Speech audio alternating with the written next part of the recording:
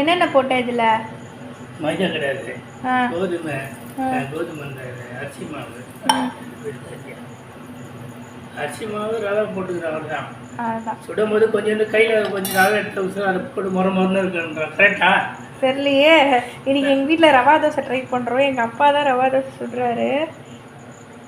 மைதாலாம் ஆனால் actually correct. மைதா தயிர்லாம் போட்டு ஊற வைப்பாங்க. பட் நம்மகிட்ட இது எப்படி இது வேணும் தயிர். இல்லை என்னென்ன போட்டிருக்கேன்? ஒல்லி மாவு கொஞ்சம் ரவை, அவ்வளோதான். அரை ஹவர் ஊற வச்சுக்கிறேன். ஓகே. கொஞ்சம் மிளகு போட்டுக்கணும், கொஞ்சம் ஜீரகம் போட்டுக்கிறேன், கருவேப்பிலை, அப்புறம் வெங்காயம் போட்டுக்கணும். வெங்காயம் வந்து மேலே போட்டுக்கலாம்.